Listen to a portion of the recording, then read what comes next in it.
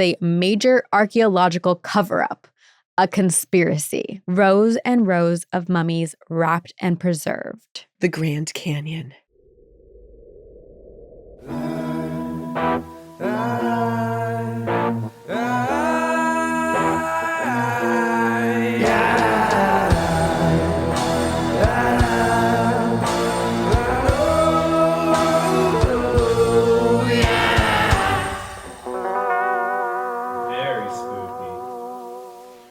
Hi.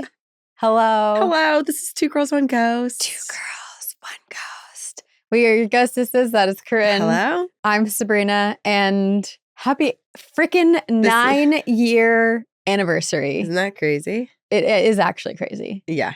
We've been doing this podcast for 9 years. 9 Almost years, a decade. not of our friendship, but that's a lot longer. 15 years is our friendship? We met in 2011? 2011. Yeah. 15 years. Last week of August, 202011.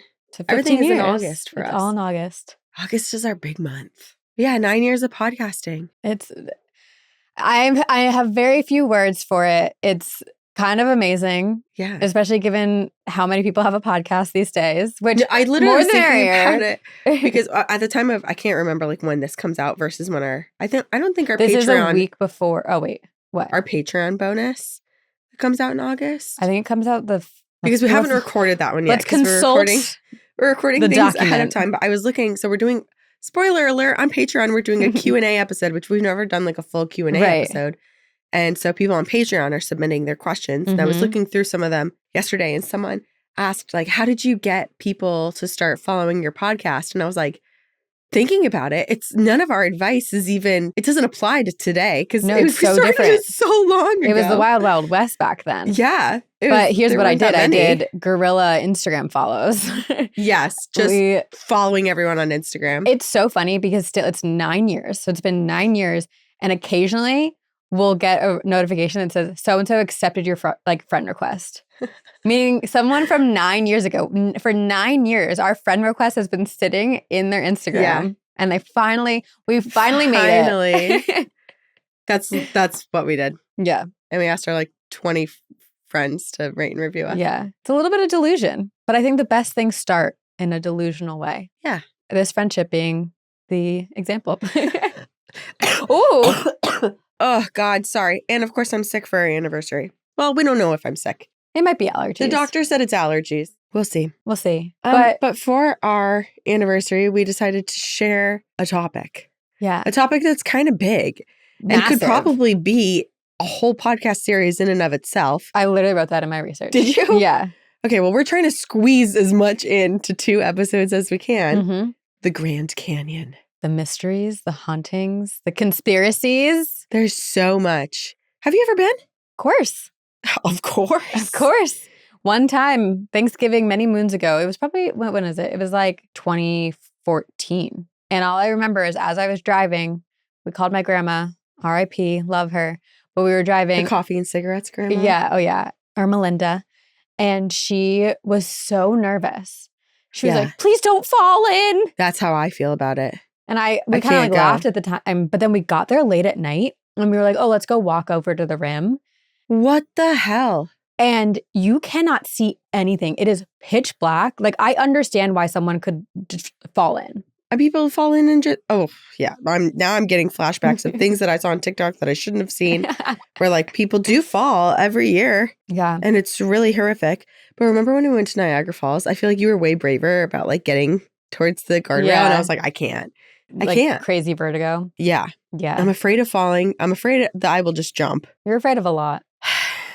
Your intrusive thoughts are probably the scariest. Yeah. The scariest things that could happen. Mm-hmm.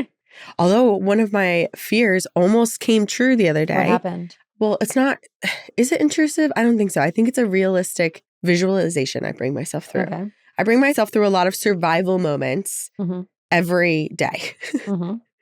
But I always picture, I'm such a dog person, but I visualize if a dog were to attack me or to attack Noah, the quickest way to possibly kill the dog. And? 2 days ago, a neighbor's dog gets out and is super excited, beelines for Noah. I run and grab him, and the dog is like circling and jumping on me, and he's excited, but he's like biting and scratching. Yeah. It was a friendly dog, but like if it wasn't, Yeah. No, that's scary. I was there and I was just like, I mean, I'm not going to do anything to this dog because this dog is It is a friendly dog, yeah. But in my mind, I was like, this is my no, it's very scary visualization. Yeah, almost coming true.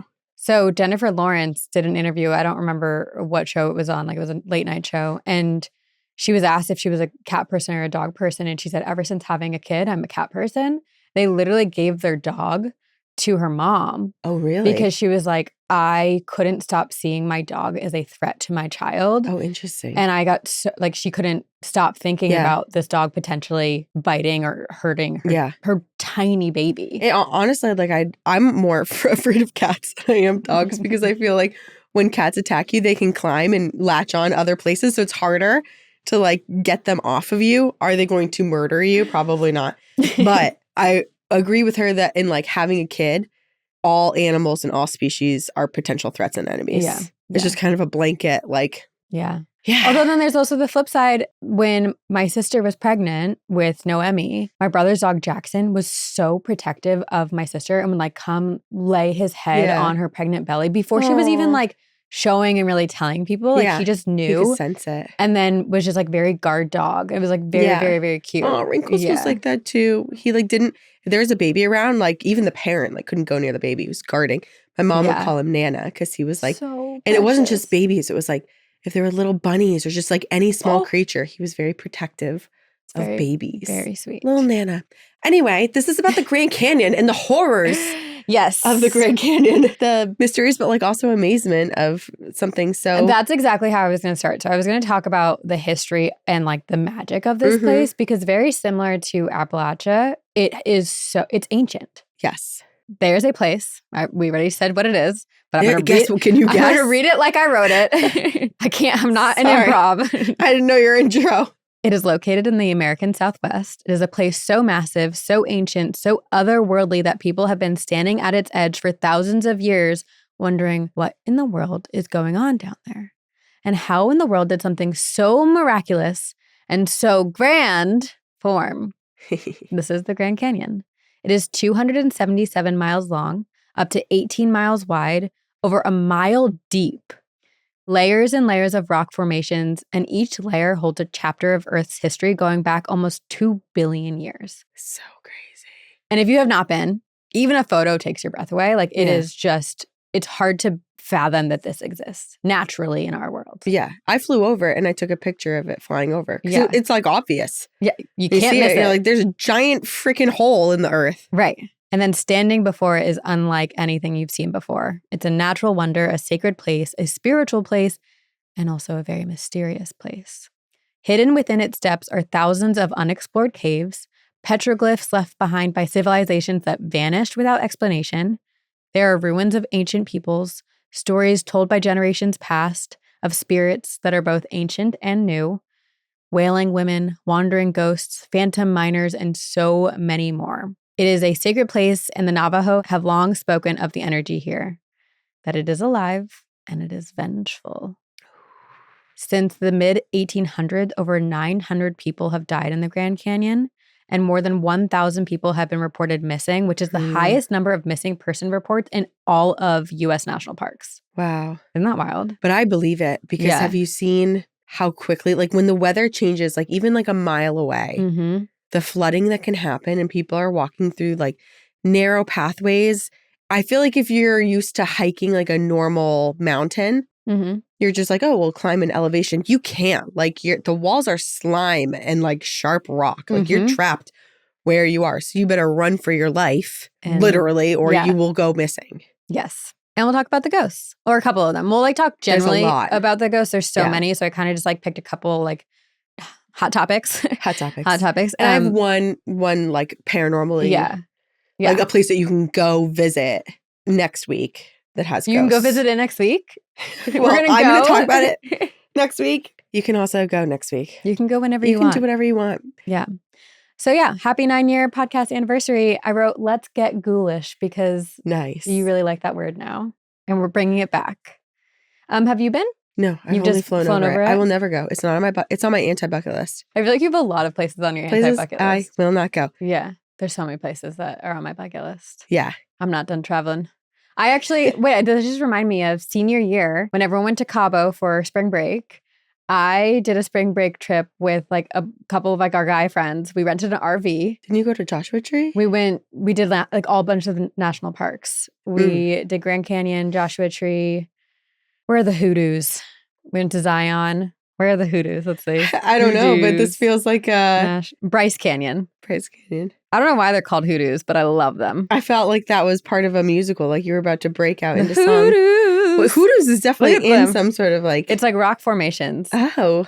Doesn't that look cool? That looks really cool. Yeah. But when we went to the Grand Canyon on that trip, I don't know if it was because we had been like out on the road for so long and was dehydrated or something. I got so lightheaded as we started to hike the Grand Canyon that I was like, I have to turn back. I'm not tempting fate. Good thing that you made that decision. Because maybe I wouldn't be here today. No. Back to the Grand Canyon. Let's talk about the history and the canyon itself. So like I said, it's located in northwestern Arizona and was carved by the Colorado River over millions of years. What I love and I think is so cool is the rocks literally tell a story. The rocks at the very, very bottom of the canyon are called the Vishnu schist layer, and they are approximately 1.8 billion years old. And as context, Earth is believed to be 4.54 billion years old. So like, they've been dating a long time. Yeah, they've been friends as long as we have. Yeah. This is their anniversary episode too. Happy anniversary, Grand Canyon and Vishnu layer rocks. And then even the rocks that sit at the very top of the canyon, they are also ancient. They are about 270 million years old. Oh, man. You know what's so crazy? It's like, you know when people get excited going into a filming location and they're like, oh my God, Meryl Streep breathed here or whatever. Or like Elvis sat on this exact chair. This like exact toilet. Dinosaurs touched those rocks. They peed on those rocks. Ancient people touched the rocks. They peed on those rocks. I don't know why I'm so obsessed much with going to the bathroom. On the rocks. Yeah, there's probably feces in the rocks. Why am I a child? Okay. Well, there probably is. There probably is. Fossilized doo-doo. Yeah. Fossilized Go see doo-doo. for yourself. Visit Grand Canyon National Park. Yes. In the United States of America. And then this like felt so romantic to me is like viewing the Grand Canyon as almost like a textbook. It literally is the pages of history in rock formation. Yeah. Isn't that, I just like felt like that was like the coolest thing. Anyway, I got lost in my own little like romance of the Grand Canyon.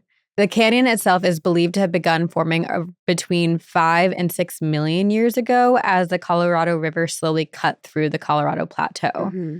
And again, this place is massive. We're talking 277 miles long, up to 18 miles wide, and over a mile deep. It is also the second most visited national park in America.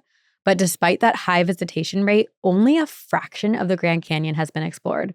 So like I kept relating it to the ocean. Yeah. Like we know more about space than we do about our own ocean. And it's kind of the same with the Grand Canyon because it's so treacherous and incredibly difficult to get in and out of certain places that a fraction of it has actually been explored. And, which I'll cover, just touch on next week, there are cave systems. So even what you can see on the surface is not the whole thing. Well, we're going to be talking about one of the caves today. Here we go. But before we get to the caves, there are a lot of really cool things that historians and archaeologists have found in the Grand Canyon that have taught us a lot about the history of civilizations that have lived here. Mm-hmm.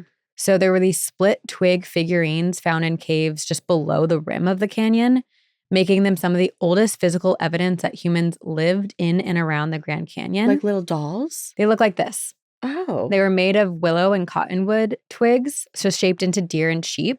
They do feel like toys for kids. So I was trying to learn what it was about, and they date back some 4,000 years ago and are believed to be ritualistic totems that were placed inside the caves, like with intention. Okay. It's like an offering, or I'm not sure. We also know that throughout history, many tribes called the Grand Canyon home. The ancestral Plebewans, also known as the Anasazi, meaning the ancient ones, lived in the canyon region around 500 AD, and they left behind ruins of adobe homes and petroglyphs etched into the canyon walls. They would literally farm inside the inner canyon during the winter and then hunt on the north rim during summer. They lived in the canyons. Is that not what communities do now? Some do, yes. Are you going to get there? Very, very briefly. But like you can see these petroglyphs and etchings into the rocks. It's just crazy that like that stuff still is visible. You know, like that it hasn't just been washed away or eroded or well, then also something. like for this to like be etched into the stone, like that takes so much time too. But it's also exposed to the elements. It's not like inside of a cave, at least in the picture that you're showing. Yeah. So there are some in caves, and then they also, I don't think it's specifically in the Grand Canyon, but I know in like Sedona, I think it's the same people, the Puebloans like built like structures into the actual face of the rocks.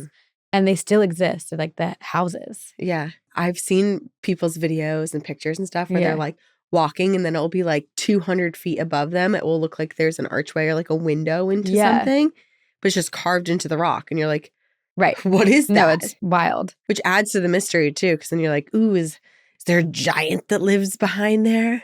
Maybe. But as far as we know, the mysteries of the Grand Canyon started as early as like the first civilizations that lived there. So the Puebloans actually suddenly up and left the region with no explanation. They were there and then suddenly they were not. And we still to this day do not know why. Interesting. We know that at least But we know where they... Wait, we know where they went? Yes, I think we know where they went, but we don't know why they fled the Grand Canyon. We also know that at least 9, although some sources said 11, Native American tribes have deep cultural ties to the Grand Canyon, one of which still lives inside the Grand Canyon today. So the Havasupai people of, which they're called the people of the blue-green water, live in a remote village called Supai that is only accessible by foot, pack animal, or by the river. And they still live here. And one place that I really do wish I could go to in the Grand Canyon is the Havasupai Falls. But I think you have to access it from like a different region and then it's like a long hike. But look how stunning. Oh my God, beautiful. That looks, that blue water. Also, if anyone's interested in what life is like living in this community, there is a girl who lives there who TikToks about it. See, gotta love TikTok. So we do have access. Yeah. I've only seen a couple of her videos where she was like explaining how they pack things in and like had a mule and showed kind of like the path into the village and stuff. It's amazing. But yeah. Because it's not like a safe, comfy, cozy place to live. No. Every native tribe that has lived here carry deep beliefs about the land, about what lives within it. While the stories and superstitions vary, the one thing is true amongst all tribes. The land is sacred. The Hopi people believe that their ancestors literally emerged from the underworld through the Grand Canyon. Their tradition says the people once lived in an underground world inside of the canyon, and when the good people needed to escape, their chief caused a tree to grow up through the roof of the underworld, and they climbed out of it, emerging into what they refer to as the present fourth world, which is our world. The fourth world? Yeah. And maybe it's like dimensions. But after they emerged, they were guided and greeted by a spirit guardian, a caretaker of Earth, who granted them permission to live on the land peacefully as long as they would act as Earth's stewards and in harmony with nature. They believe that the Grand Canyon is the ultimate spiritual realm and that upon death, the spirits of their ancestors all return to the canyon. Isn't that amazing? My brain immediately went to the Haunted Mansion, the ballroom scene. And I was just like picturing everyone, all these spirits at the bottom of the Grand Canyon, just like waltzing around and partying. So remember that story because it will come back when we talk about the mystery cave that we're going to talk about. Gotcha. But there's also the Navajos who have a deep root and spiritual beliefs in the Grand Canyon. They speak of protective spirits who guide those who show the land respect. But for those who disrespect the land, something darker awaits them. Shape-shifting entities that bring illness and curse. Can you guess the name of those entities? Flesh pedestrians. SWs. I'm not going to say them again. I feel like I've said them so much. Yeah, I feel like somehow they're getting woven into every topic that you're covering. But this is like, it reminds me so much of Appalachia, where it's like, if you respect the land and if you follow the rules, you will be... Nature will take care of you. Nature will take care of you. If you disrespect the land, not only will nature not take care of you, they will send vengeful spirits after you. Yes. So similar to the Hopi people, the Navajos believe the Grand Canyon is a place where the physical and spiritual world intersect. And there is one oral history from the Navajo people that recounts how a warrior deity named the Monster Slayer, and that's like the translation of it, fought a wandering rock monster that was hoarding all of the world's water. In exchange for life, the monster promised to create paths for water, which carved the canyon with the Colorado River. I like that. So, of course, there are many more beliefs and other stories, and they're very rich with Native history here. But I wanted to share these like couple of ones just to like paint the picture of how important it is to respect the land, especially here in the Grand Canyon. Well, everywhere you should respect the land. But if you do, the land and spirits of the land will reward you. But should you disrespect it, you will be punished. And then also the history of the Grand Canyon, unfortunately, is not complete without colonization and bloodshed. I don't know about you, but sometimes I show up at the gym and I just wander around kind of like, what do I do? I feel overwhelmed. But then I found the Ladder app and it completely changed how I work out. Ladder is an expert strength training plan. It's real progressive programming designed by certified coaches, and you get a new plan every week that builds on the last. It truly feels like you have a coach right there in your hand. There's in-ear coaching guides that walk you through every set with cues, reminders, and motivation, which motivation is very important to me. I need someone telling me, you got this, girl. It also works for any strength training style you prefer. So Pilates, bodybuilding, at-home dumbbell, or hybrid strength. There's also glute-focused programs, kettlebells, pre or postnatal. So whether you train at home or the gym, Ladder has a plan for you. It also costs less than $1 a day. Remove the guesswork with Ladder and get a real coach in your ear telling you exactly what to do for every workout. No thinking, meaning everything is planned for you. If you have an iPhone, head to ladder.fit/TGOG and take a quick quiz to find your perfect Ladder plan. Use our link to get a free 7-day trial with no credit card and $10 off your first month if you join.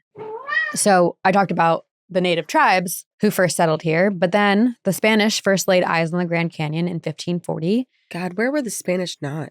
And Those people be sailing. The conquistadors. Yes. Yes. Yes. They were guided to the South Rim by the Hopi guides, and they were planning to go down. They believed that the 7 cities of gold were like in the Grand Canyon. And the Hopi guides were bringing them there so they could go look. They tried to descend into the gorge. Wait, do the native people think that or just the Spanish? I'm not totally clear. I didn't go too deep dive on this. Who told them this? Honestly, kind of a brilliant thing to get these people who might ruffle feathers amongst your community and ruin things for you. Send them on a gold hunt somewhere really dangerous. And then they never come back. This reminded me of Superstition Mountains a little bit. Mm-hmm. Oh, Superstition Mountains is actually, I feel like we don't bring up that episode enough. And that was that a topic, good one. That one scared me. Yeah. Like the little people who just chop your head off. Oh, yeah. So many people have died there and gone missing there. And looking for treasure. Decapitation. We should also do like a series about like treasure hunting because I feel like that's also, I really want to do the Curse of Oak Island. Oh, shit. Yeah. Danielle from National Park After Dark posted about a book about that, and I bought it and I have not read it, but it's a big book. So I feel like stay tuned. Eventually we'll get there. Is it fiction, the book? No, I think it's the true story. Oh, it is the true story. Yeah. Interesting.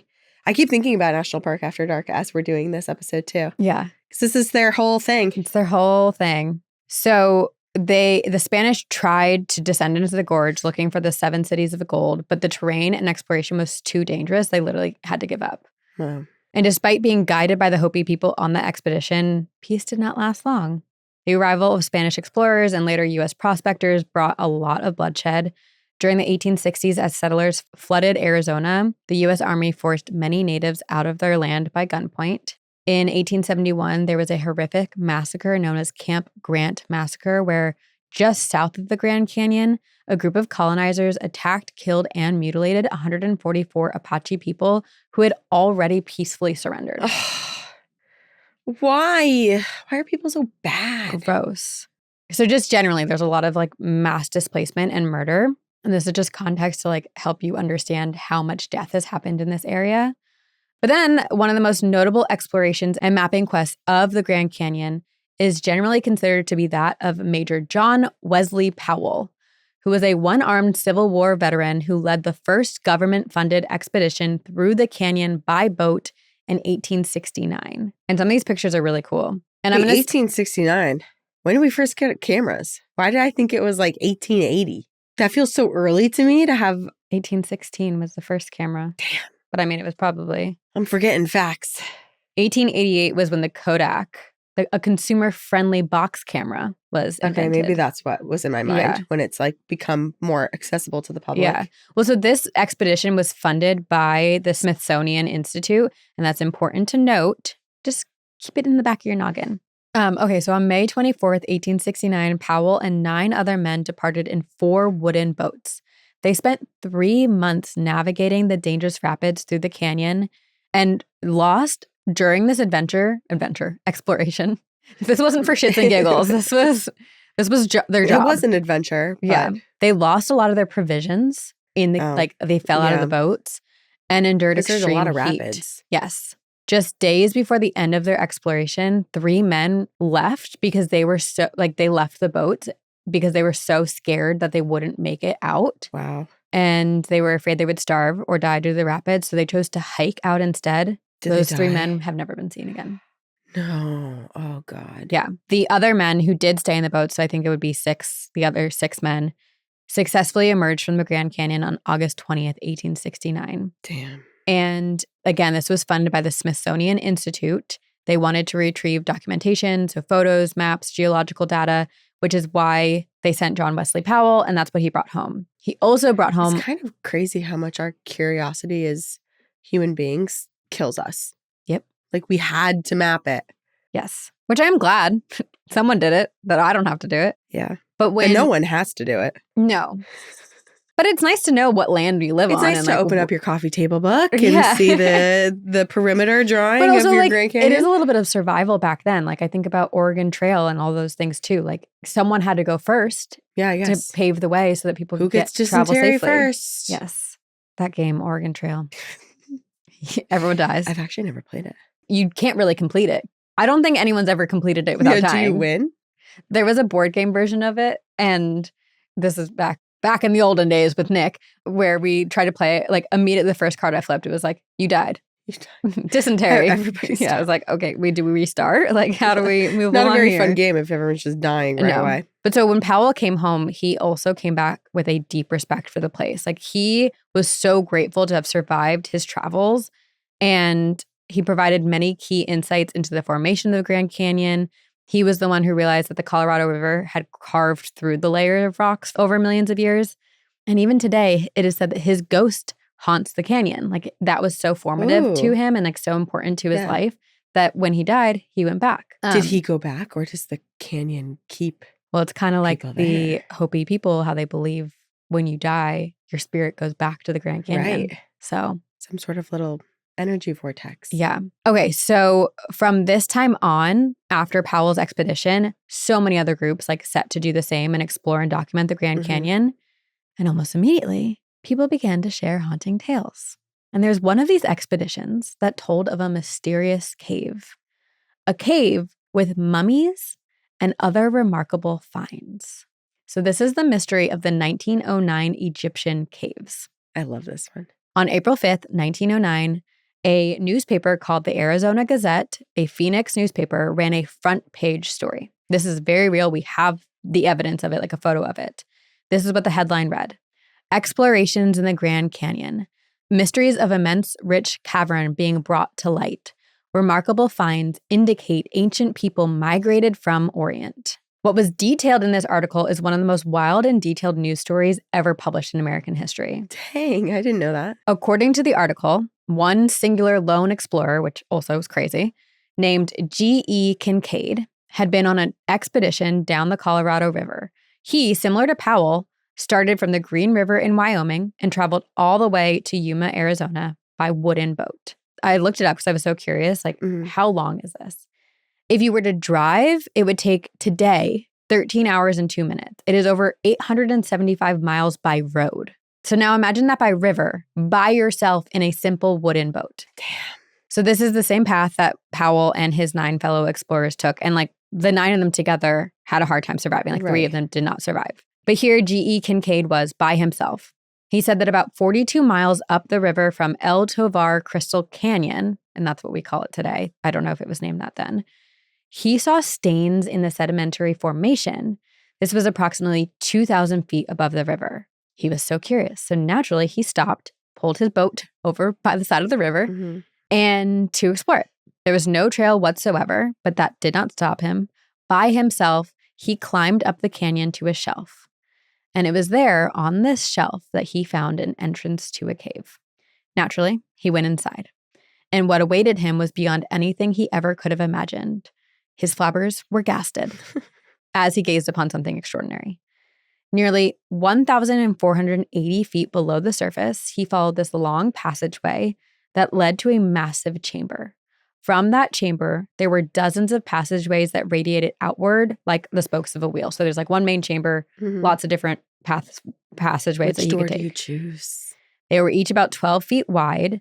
And as he traveled each walkway, he discovered several hundred rooms, chambers that were 30 to 40 feet square with walls 3.5 feet thick. But it wasn't the architectural feat that astonished him. It is what these chambers held within. Tablets engraved with hieroglyphics, copper weapons and tools, granaries filled with seeds, urns and cooking utensils, and then in the central chamber, a shrine with a large idol carved from hard marble-like rock. And this was a massive idol. It was like a man in a seated, cross-legged position holding a lotus flower in each hand. So the article that was published in April of 1909 described it as if resembling a Buddha, but more Egyptian in character. And just to note, there's a photo in the YouTube video. It's not an actual photo from the cave, but it's one that like a lot of websites use to be like, this is in essence what he saw. Yeah. Oh, interesting. Oh my gosh. Like massive. It's much more elaborate too than I was expecting. Also within this chamber were mummies. Rows and rows of mummies wrapped and preserved. Of course, G.E. Kincaid was in awe and also thrilled because he's like, wow, I just discovered this like amazing finding. And if you're an explorer at this time, like you're finding like pretty much gold, like you're going to become rich. And then also now you're being able to bring forth this incredible hidden history of the Grand Canyon to the public. So he completes his expedition and he spread news of his discovery, which led to the publication of this article on April 5th, 1909 in the Arizona Gazette. In the article, Kincaid apparently, and I didn't read the whole article, but I think either he claimed or the person who wrote the article like learned that the expedition was funded by the Smithsonian Institute, the same institute that funded Powell in 1869. And Kincaid claimed it was led by a professor named S.A. Jordan. The article continued to declare that the findings and the artifacts within this cave almost conclusively proved that the race which inhabited this mysterious cavern, hewn in solid rock by human hands, was possibly from Egypt, tracing back to Ramses. And of course, that's like a very powerful statement to make and also a bold claim to make because he just saw it. He didn't do like a ton of analysis of it. But I think based on how it looked, that was the assumption they were making. Which is also why? Why would the Egyptians find themselves there? And given the number of mummified bodies and how extensive the rooms and the caves and everything is, this seems like a large population of people. Not to mention thousands and thousands and thousands of miles away across oceans. Like, this is not anywhere near Egypt. No. And you can't even make an argument that like Pangea once connected the... Well, so like that's... Oh, is that one of the arguments? So they were basically... well, Africa was connected, but like... But not close enough, yeah. Like if they were in Virginia, okay. Maybe. But okay, so this is a quote from the article. Egypt and the Nile and Arizona and the Colorado River will be linked by a historical chain running back to ages which will stagger the wildest fancy of the fictionist. So basically implying that perhaps in the past, these two places were accessible in some way. Which that's so long ago that like what you're viewing as Egyptian practices, people weren't even in existence at that point. And also like why in this like random place in a cave in the midst of the Grand Canyon? It's not like at the beginning of the Grand Canyon. It's like in the middle. And no one's ever found any finds like this. Is this a journey to the center of the earth type of situation? I imagine if you did discover something like that, yes, your mind would go to these like grand theories and be like, were they connected in the past? What are we missing? Weird cave system? Is there a magical portal? Did aliens transport them here? Did they have spaceships or airplanes and we just lost all information about it? So much alien conspiracy with Egyptian practices and how they built the pyramids and stuff. But point being, this was an amazing discovery. Yes. You would think after this article was published, there would be further expeditions conducted or that G.E. Kincaid himself would have returned to the caves and brought other people to actually study these findings. Right. But here's the thing. As far as we know, literally nothing came from this discovery, which of course we can explain away in many different ways. Like there are so many different expeditions going on, lack of funding. Maybe they did try to find it again, but no one's ever tried. Maybe he lost track of like where it was or like mislabeled it on a map. I don't know. Here's what we do know. In 1962, so 51 years, 52. When was the article published? 53 years. A book called The Arizona Cavalcade was published. It was a collection of historical newspaper articles from the state of Arizona, and the 1909 Gazette article was included and put back into circulation for the first time in decades. Then in 1992, the story was published again in a book called The Lost Cities of the North and Central America, written by David Hatcher Childress, because David had grown up, he'd heard of and read the original article. I think he grew up in Arizona or around this area, and he was struck by the strangeness of it. Mm-hmm. How could this have been published, front page news? Why couldn't he find anything else about this cave or this discovery? So David's like, you know what? I'm going to go look for the cave. He personally made several attempts to search the region, but every time he thinks he got close, he was blocked or denied further passage by park rangers. Interesting. Every single time, which is also wild because like, why are park rangers like stationed kind of in the canyon around this region? Right. Preventing people from going in. Well, now we need to hear from park rangers. I know. They probably aren't allowed to talk. They've been silenced. So a lot of them aren't employed anymore. So also, is your NDA up? Can you tell us? Tell us the secrets. But so every time he was blocked, like the park rangers would claim hazards in the canyon or concerning weather patterns, which like very fair, probably true. Mm-hmm. But every time, it's weird. There's it's like, always, what are you blocking? And it's not like, oh, sorry, this is off limits. Like no one can go here. No, it was like, oh, strange weather. Come back again. Try again another day. Yeah, that is strange. Like the itsy bitsy spider. Come back when the rain goes away. You would think that they would make it an archaeological site or that they would like turn it into a tourist attraction. But that's the thing is also no one knows where the exact location is. So this is where he thinks because of all of the like odd being denied access past this point, he's like, maybe it's in this region. It's in this area. He felt like he was being purposely prevented from finding the cave. But then now he's like, well, why? Mm-hmm. So he published this book in 1992 and claimed that the government was covering something up. In fact, he framed this as a major archaeological cover-up, a conspiracy. And so 1992, this is brought back to a much larger audience and the internet's starting to percolate. People are learning about it and people start to like send requests to the Smithsonian Institute being like, what the hell's the deal with this? Like you funded this expedition. We want answers. So many other people after reading David's book and like this being on the internet start gearing up quite literally and heading to the Grand Canyon in search for the cave itself. Finally, in 2000, nearly a century after that 1909 article was published, a representative from the Smithsonian Institute responded to the many requests because they had gotten so many. They were finally like, okay, let's make a statement. This is their statement. The Smithsonian Institution has received many questions about an article in the April 5th, 1909 Phoenix Gazette about G.E. Kincaid and his discovery of a great underground citadel in the Grand Canyon hewn by an ancient race, possibly from Egypt. The Smithsonian's Department of Anthropology has searched its files without finding any mention of a Professor Jordan, Kincaid, or a lost Egyptian civilization. They also wrote, the first thing I can tell you before we go any further is that no Egyptian artifact of any kind has been found in North or South America.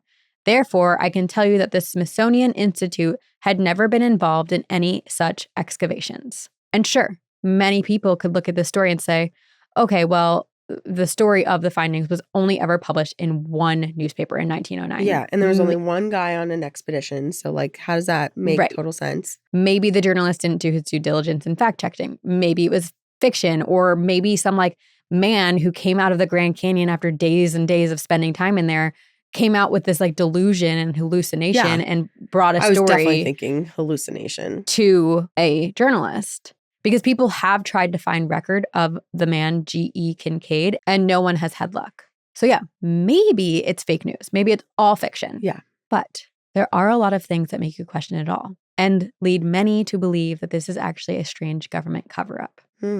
First, in the Smithsonian Institute's statement, they referred to themselves incorrectly. I think they wrote institution, but they're the institute. But then I was like, isn't that kind of like the same? Yeah.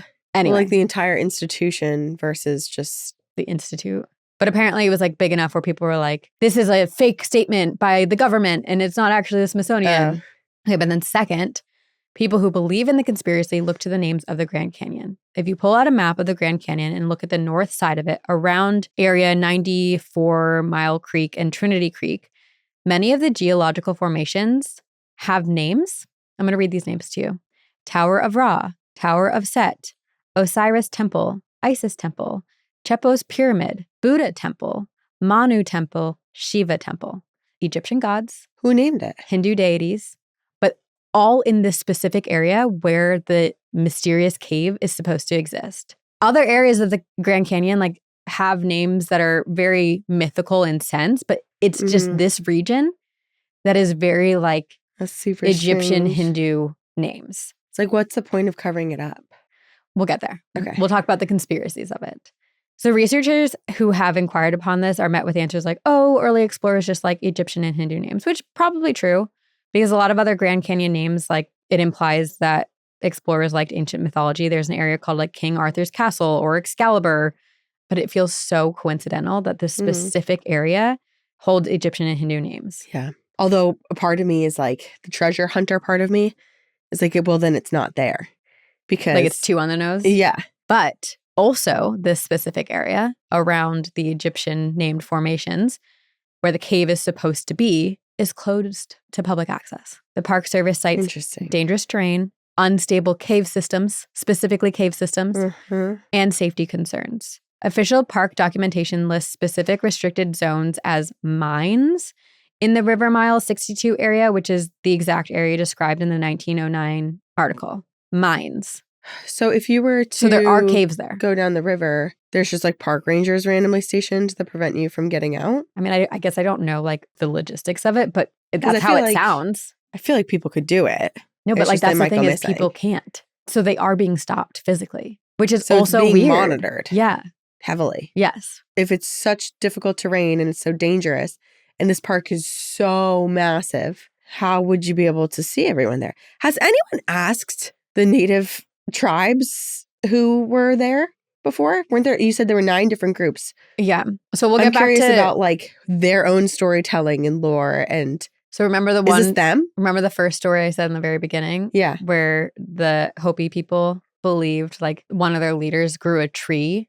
Yes. And they to get into the fourth emerged world. Into our world. Just keep that in mind. Many researchers or explorers or people who have like bought into this conspiracy and are trying to like find the cave have tried to get close but are turned back by rangers. So yes, it's as if the rangers are patrolling the area and guarding it. Which yes, maybe it really is very dangerous and they're just doing their job, but it also feels sus. Like there's so many things about this specific area that feel like maybe one by itself, okay, coincidence. All of it on top of each other feels very suspicious.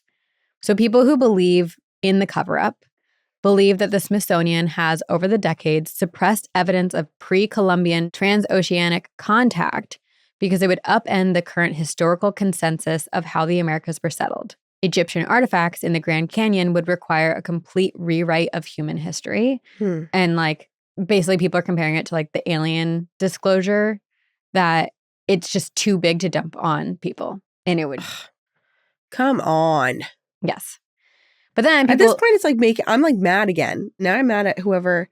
Can we all stop making Corinne mad? Please. Don't make me mad. We need Mama to be peaceful. I might give birth right here.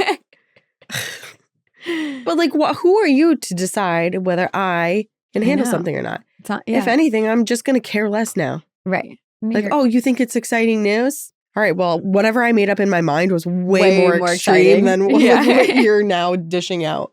Also, people have a hard time understanding how a reputable newspaper, the Gazette was in 1909, could publish a front page story that is completely fictional. Unfortunately, the Gazette is long defunct, so finding further records or leads about the story is pretty impossible.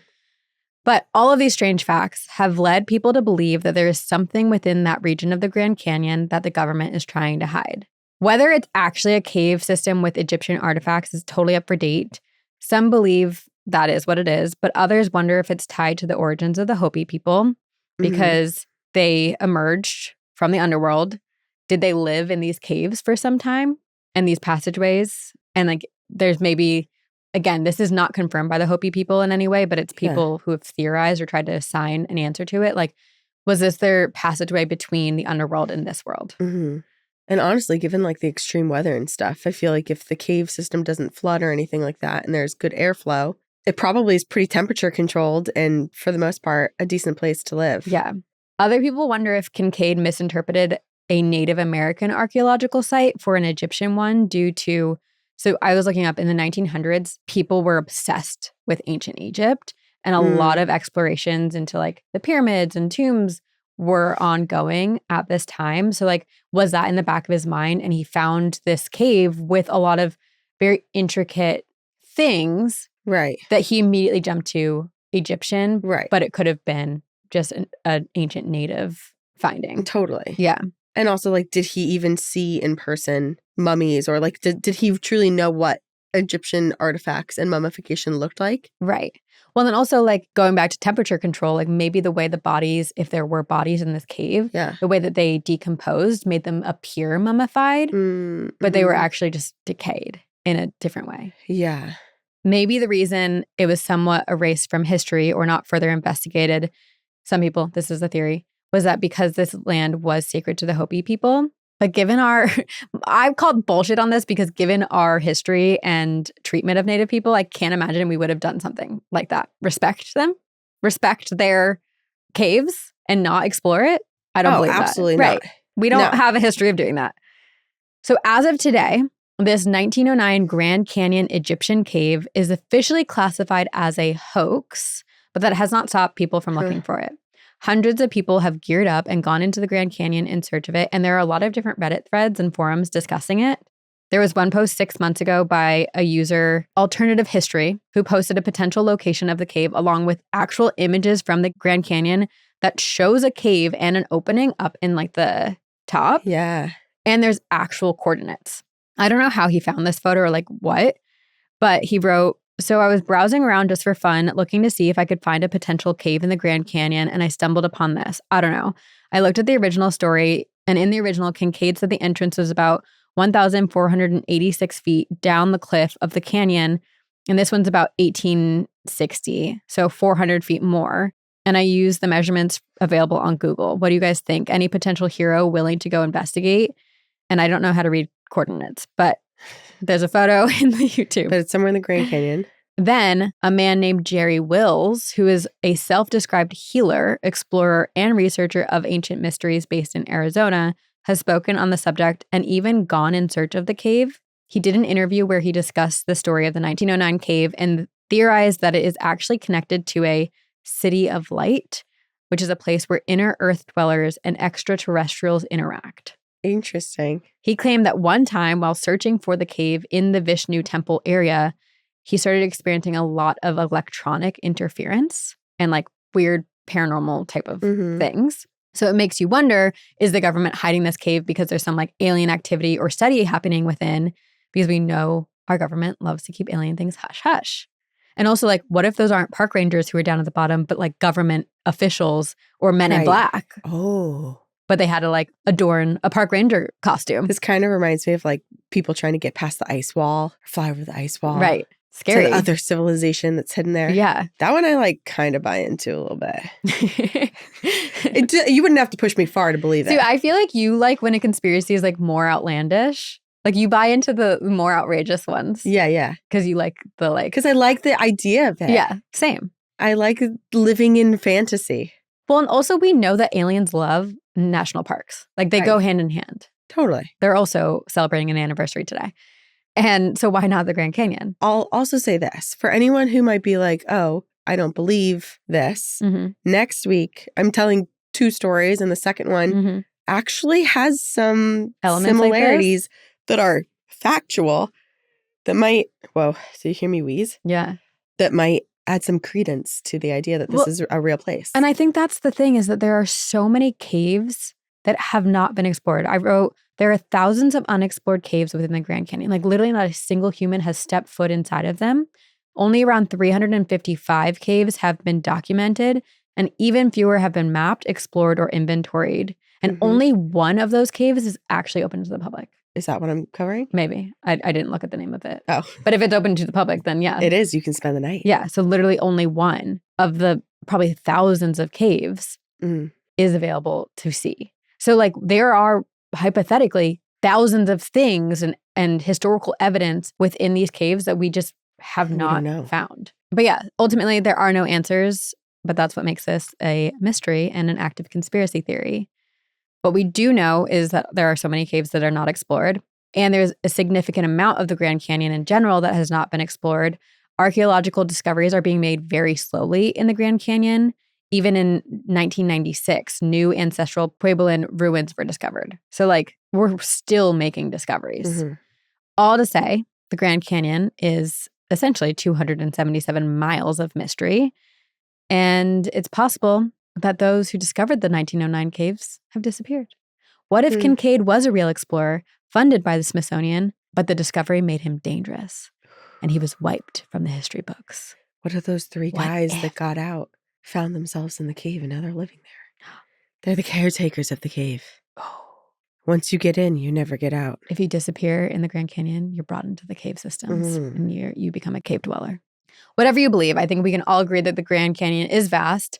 It holds many secrets and unknowns. And if you do find yourself standing at the rim, it is likely you will feel so small because it holds knowledge, secrets, and history so much bigger than yourself, much bigger than humanity itself. Yeah. Again, the rock layer dates back 1.8 billion years. So we are literally nothing in comparison. You brought up the fact that we haven't studied the sea much at all. And I feel like this does remind me of that in the sense that it feels like the more you know, the less you know that you, or the less you feel you actually know. Yes. Like the more confused you become. There's a philosopher who was like, can't pull who it is, but there's like some type of. Well, you know how Sabrina feels about philosophy. Yeah, there's some type of message. If you watched the Crimes of episode, which a couple of people got mad about. It's my own personal experience. I am happy to be proven wrong. If you have studied philosophy and you're not going to challenge my belief system, I'll be friends with you. If you're chill. Yeah, but if you look at me and you're like, you're stupid. Professor. I don't like when people make you feel stupid. I think that's or the they biggest like thing. Keep questioning you. Yeah, and I'm like, why can't we just like. They come into a conversation ready for a fight. For like a debate. Yeah. And I'm like, can we just like. This is exhausting. Hang? Yeah. So, summer house reunion. Yeah, exactly. It was like something about the idea, similar to what you're saying, of like the happiest people are actually like the most naive people because ignorance is bliss. Yeah. No, but it was like more grandiose about like the more you know, the like more depressed you become and the like harder it is to comprehend the world. They say knowledge is power, but knowledge is also kind of a burden. Yes. Like I feel it's like heavy. Some of the smartest people are also like the most depressed people. Yeah. And that's why I'm so depressed. Because we're brilliant. We're geniuses. I'm not. Our big brains. No. But okay, I'm going to briefly talk about some hauntings. There are thousands of stories, thousands of deaths and disappearances, and only the Grand Canyon knows the truth. You can't put that much life and death into one place and expect it to just be quiet. In fact, it's anything but. It's very haunted. You're going to talk about a very specific haunting next week. Yes. One singular location. Yes. With a haunting. But here's what I'll share. Given the sheer size, its ancient history, and the many people who have lived here and died within the canyon walls, it is no surprise that there are ghosts. We already mentioned the spirit of Powell, who is seen in the Grand Canyon, continue to explore in the afterlife. There's also a wailing woman, who is a spirit widely reported along the North Rim. She is described as wearing a white dress adorned with blue flowers. She is seen often at night, and witnesses report the unmistakable sound of crying. Sometimes it's very like faint. Yeah. But other times it's like a devastating wail. Oh, I hate that. Legend says that she was a mother who lost both her husband and son during a fall, during a rainstorm in the canyon. Oh, no. Hell no. And then I wasn't totally clear on this, but there was a Grand Canyon Lodge fire on September 1st, 1932. And I wasn't sure if people were like, oh, she's someone who died in that fire, or if people think she like had something to do with it, because several witnesses claimed to see her face in the flames. Like she started the fire? Or like, did she watching it burn? Or did she like try to go in and save people? I don't know. Or did she die in the fire? It's very unclear. Right. But yes, it is certain that people late at night, should you find yourself on the North Rim, you might hear her cries. And a lot of the Grand Canyon hotels actually have their own ghosts.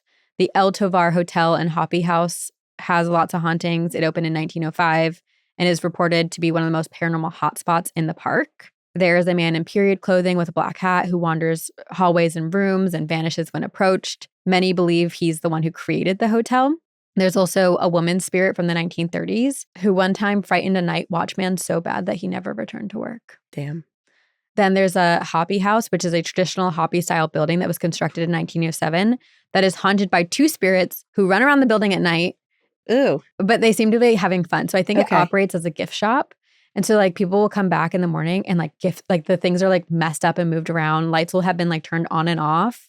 So I think they're just like benign, playful spirits. So the ones that I've just said, they're pretty benign, right? Yeah. But there are some dangerous spirits. We talked about the flesh pedestrians. I'm not going to go in detail about them, but if you want to go on Reddit, there's plenty of stories of people encountering them in the Grand Canyon. There is a spirit that has told people to jump off the rim.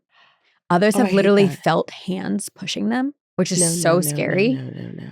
In the late 1990s, a group of hikers on the remote Thunder River Trail reported seeing a human-like figure moving with impossible fluidity, scaling sheer cliff walls at speeds that no human could achieve. I hate that. Yes. They tried to take photos, but their cameras like kept failing. So they literally abandoned their hike in fear. Ew, yeah. A park ranger on the North Rim in the early 2000s reportedly documented footprints that transitioned mid-stride from human prints to large dog prints. Fuck no. And then disappeared entirely at a cave entrance. Okay. Yeah, so maybe the caves aren't the places to live. River guides near the Little Colorado River Junction described a figure appearing on inaccessible ledges who looked exactly like someone they worked with. And so they radioed to their colleague and they were like, "What are you doing?" The colleague was miles away, not on inaccessible face of the cliff. And all of these encounters are consistently accompanied by equipment failures, unusual weather, and a crushing sense of dread. It's like the canyon's trying to play tricks on you. There's also so many people who have like lost time in the Grand Canyon. They'll be hiking completely fine, hydrated. It's not like they've lost. They're not like in like a bad weather or anything. On day 5, right? No granola bars or water. Yeah, when all of a sudden they'll like lose time and show up miles from where they last were. Dang. So yeah, should you find yourself in the depths of the Grand Canyon, whether during day or night, just remember, you are small, you are nothing, and you are not alone. You are literally within the largest book of history, and sometimes time bleeds through. What a disorienting place. Very. Well, but also magical. Very magical from a distance. I love looking at pictures. Yes, the pictures are stunning. I don't know that I'll go back because I've been twice. Yeah, there ain't no way I'm going ever. Isn't the Grand Canyon where they have that like glass? They have like a section of glass that you can like walk out on. So you're just like basically on top. You? I swear it's the Grand Canyon. I can't do. There's like there's buildings like that have that. Yeah. I can't do that. Hell no. I can't do that. I'm not doing that. Have you seen the newest Final Destination? Nope. Pretty sure that's how it opens. I did the skywalk. Not in the Grand Canyon, but the skywalk at the Auckland, New Zealand Tower. Mm-hmm. I don't know why I did it. I will never do something like that again. But you're on the top of the tower. It's like going to like the Space Needle. Yeah. You're attached by like a rope around your waist. And you just like walk through this like grate. So you can basically see everything. And then they have you lean back or lean forward. So you're like just connected by the rope, just like leaning off the building.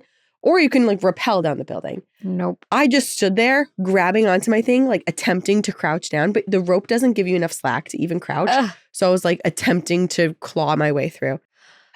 Not for us. We are not thrilled. What is it? Adrenaline junkies? No, we're not. We're far from. We're couch cushions. We go to haunted houses and that is a thrill for some. But we're on the ground. We can exit. We can at run all times. For our lives.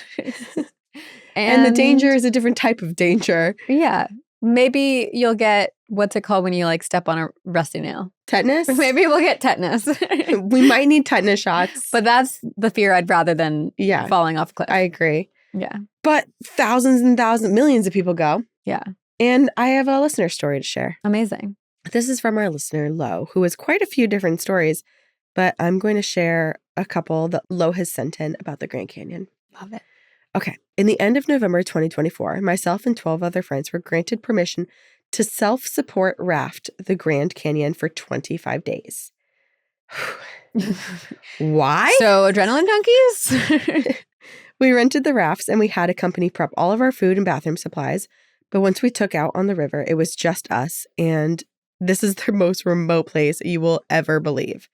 Our group has a lot of whitewater experience, and we were all super excited to be off the grid for a month with nothing but each other, a shit ton of beer, and a majestic water ahead. I'm not native, nor was anyone on the trip, but we all understood and respected the gravity of just how spiritual and sacred this place was to the native cultures that once existed here. Snaps for and that. That being said, this story is not meant to be disrespectful or insensitive, but rather a reflection of what we all experienced. Okay. The first week or so, we were rafting fairly chill water. No class 5 rapids, mostly just 2 to 4. Think not technical, but don't fuck up. The trip was honestly off to a great start. The group was vibing. We were all in great spirits. We felt the vibes were high. The second week, we had about 5 days of very scary, extremely technical class 5 rapids. That's scary. How many classes are there? Isn't that pretty high? I think, isn't that the top? Rapid classes. I don't think I've ever heard beyond 5. 6 is the... Oh. But so, yeah, that's... Yeah. Basically. Low rates, do exactly what you're supposed to do. Pray to the river gods because anything is possible, and tell your people you love them before you get through. Yep. No thanks. And it was during this week that the group started to experience some interesting things. After the first day of Big Rapids, in the second week, we made it to camp. We camped on a nice large beach that had a massive canyon right behind us. Probably stunning. Yeah. This was by all means a fairly normal night. We cooked dinner, we had a few beers, we celebrated not dying, we thanked the river gods, and by about 9 p.m., I was really tired and I was ready for bed. I decided to head to bed early while my partner and the rest of the group stayed up a little later. The way we were oriented, our tent was maybe 50 feet from camp and 50 feet from the mouth of the Slot Canyon. That night, I fell asleep quickly and I was listening to the sounds of the river and soft conversations around camp. I have no recollection of time, but later that night, I was awoken by loud music. It was like someone was blasting music from the camp speaker. People were laughing, singing, just general commotion going on. I laid there in my sleeping bag for a bit to see what they're doing, if another rafting group maybe had joined us, which was not really likely because it was super late. It was really dark in these dangerous waters. But the noise kept getting louder, and the commotion sounded like it was happening at camp. I looked over to my partner to see that they're fast asleep. So I decided to open the tent door to see what on earth was going on. I unzipped the tent door, and the music became crystal clear. Native drumming, singing. It sounded like dancing in the sand and on the rocks. I scanned out the tent door. It's pitch black. I can't see anyone. There's nobody at camp. Nobody from another group has joined us. The music is so loud at this point, it feels almost like tangible. Whoa. And it was in this moment that I sat there with my tent door open. I continued to listen to this music for an hour. And I'm not joking. There are different songs being played, people laughing. I can hear conversations. Like the party is literally happening right there. Literally a bleeding of time. Yeah. After about an hour, it sounded like the drums and the music were going back into the canyon behind our tent. And the music followed, the conversations, the laughing, the people. It all goes into the canyon and then boom, dead silent. This is what you were saying when I was describing like the Hopi people, how they, when they pass away, they believe everyone goes back to the canyon. Mm-hmm. Yeah. I zipped up the tent and I laid in my sleeping bag awake for what felt like eternity. I didn't feel scared or threatened, but more like I had a deep understanding and respect for the power of the river. And this was the most spiritual that I've ever felt myself feel. The next morning, I woke up, I made myself some coffee, and some of the others woke up, and we shared our stories. Turns out, the 3 light sleepers of the group, myself and 2 others, all experienced the exact same thing. Which is nice, shared experience, yeah. And based on where the moon was, we know it all happened at the same time. Throughout the rest of the trip, we would go on to experience this multiple different times, and it always happened days after we had really big, scary rafting experiences. Interesting. But when it goes back to like the very beginning of this episode where I was talking about like the native people believe if you respect the land, this nature spirits will like help guide you safely. Yeah. She writes, I feel I'm only alive because the river sees my respect for her and is allowing safe passage. I agree. And then there's one more story. This is about a spirit guide that we found while rafting. The year before I took this trip, my grandma was diagnosed with cancer. And my mom and myself took the roles of being her primary caregivers. We both lived pretty far away from her, and we would take alternating weeks to go visit and care for my grandma. She and I have always been very close, and I honestly think that we share the same soul. But being able to spend so much time with her strengthened our bond, and we were basically at this pretty unbreakable level. One night, we were sitting on the floor of her back room looking at old photo albums and talking about family lore. It was a weirdly lucid night for her. Like, she was sitting on the floor and she wasn't in pain, but she was kind of sleepy, and she was really coherent compared to days prior. And at one point, she looked up at me, and she starts talking about her days as a cowboy ranch hand. And now listen, this woman was so cool. And she looks me dead in the eye and says, "This will not be goodbye. I'm coming back as a bird. Look out for me. This is never goodbye." I hold back my tears. She's so intent on me knowing this, and the peace that I could see in her eyes let me know that she knew that this was in fact... Like, she had such confidence? Yeah. Wow. What was going to happen. And I told her, "I will always look for you. And when I go, I can't wait to give you a big hug." She ended up beating cancer. She was a badass, and her body was just so exhausted from the chemo that she did end up passing away about a month before I was set to go on this trip to the Grand Canyon. I would always tell her that if she passed before I left, I would make sure to take her on all of my wild adventures. After she passed, I got her necklace, and I could wear it. Aww. And it had a little charm, and you could put some ashes in it, so she could come with me anywhere. That's amazing. Okay, so back to the Grand Canyon. We're rafting in winter, essentially. So it's late November, around Christmas time. It is not warm. No, actually, it's fucking freezing. For context, the summertime is when the water in the Grand Canyon is biggest. So think massive waves to navigate, big consequences. In the water, lower water. So it's not as big, but it's still definitely scary. Right. From day one, no joke, there was a great blue heron that followed our boat. We took off in the first little small rapid that we approached. I looked to my right, and there it was, just sat watching us. And once we cleared the rapid, it would fly down the river and sit there as we approached the next rapid, just watching and waiting for us to pass safely. Wow. Now, normally I would just chalk this up to us maybe having some food or being some weird, interesting things for wildlife to look at. Except right before my grandma passed, she told me she'd come back as a bird. And she said, quote, "Maybe a heron or a crane." The bird never intruded on our camp, never came for food, just watched, waited, headed to the next rapid. I knew it was the same bird. Following them the whole time. Yeah, on like a 25-day trip. Yeah. I knew it was the same bird because of the same tail feathers that were missing from this bird. And I kid you not, this heron followed us for all 25 days, watching, making sure we're safe. And on the very last day, we watched it fly upriver and disappear into the canyon. I knew deep in my soul that this was her. Oh, yeah, that's really beautiful. Thank you for being a safe space to bring spooky creepies up, and I will see you on the other side. Love, Lo.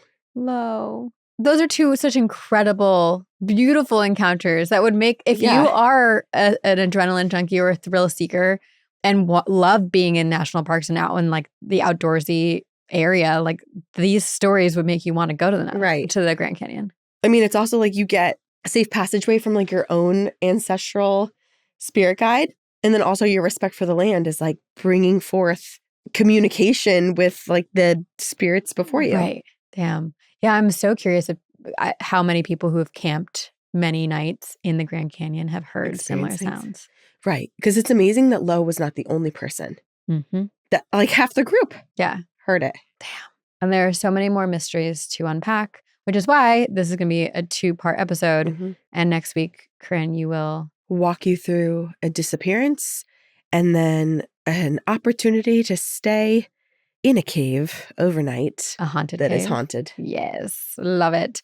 And thank you to everyone who's been a part of our community for whether you've been here a day, a week, or all 9 years. No matter what, like we're just so grateful that we get to do this. Yeah. And that you're here with us for the journey. And I feel like next year, it being 10, we have to do something big. Yeah, what are we I don't know. Pitch ideas, guys. Yeah, we got 1 year. I feel like we should record it from somewhere really cool. Yeah. A haunted place.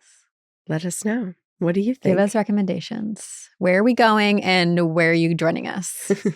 Thank you again. Thank you for being here. If you want episodes 1 week early and ad-free, you can join us on Patreon.